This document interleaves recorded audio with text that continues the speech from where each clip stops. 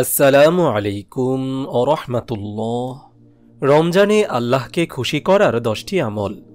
রমজান আল্লাহর নৈকট্য ও পূর্ণলাভের সর্বোত্তম সময়। কেননা রমজান মাসে আল্লাহ তাআলা রহমতের দুয়ার খুলে দেন এবং প্রতি নেক কাজের প্রতিদান বহু বৃদ্ধি করেন।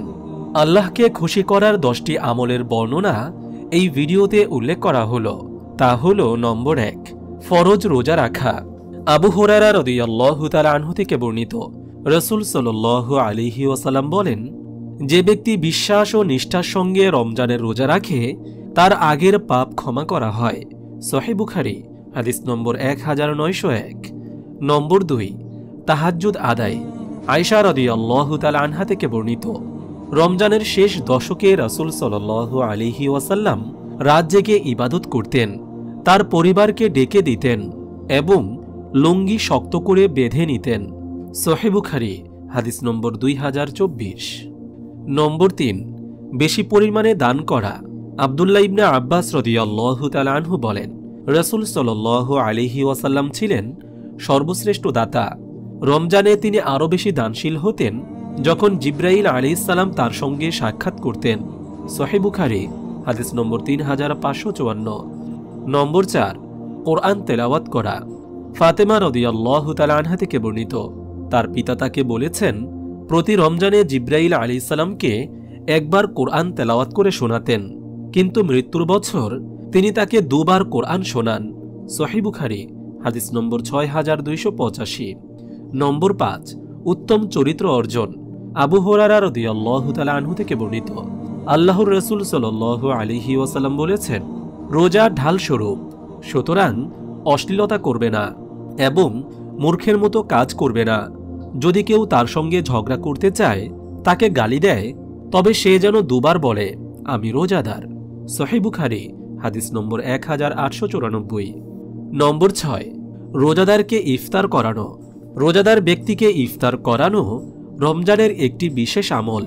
রাসূল সাল্লাল্লাহু আলাইহি ওয়াসাল্লাম রমজানে অন্যদের ইফতার করাতে উৎসাহিত করেছেন।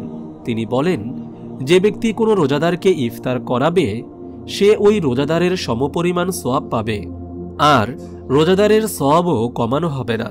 সুনানে তিরমিজি হাদিস নম্বর 807। নম্বর 7, বেশি পরিমাণে তাওবা করা।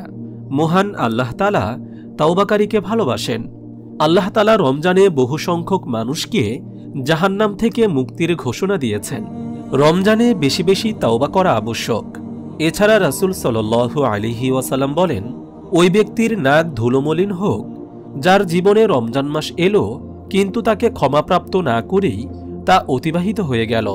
সুনানে তিরমিজি হাদিস নম্বর 3545।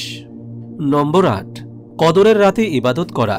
আল্লাহ তাআলা কোরআনে কদরের রাতকে 1000 মাসের চেয়ে উত্তম বলেছেন। হাদিসে এই রাতে গুনাহ মাফের ঘোষণা এসেছে। আবু হুরায়রা রাদিয়াল্লাহু তাআলা আনহু থেকে বর্ণিত, রাসূল সাল্লাল্লাহু আলাইহি ওয়াসাল্লাম বলেন, যে ব্যক্তি বিশ্বাস ও নিষ্ঠার সঙ্গে কদরের রাতে নামাজ পড়ে অর্থাৎ ইবাদত করে তার আগের গুনাহ ক্ষমা করা হয়।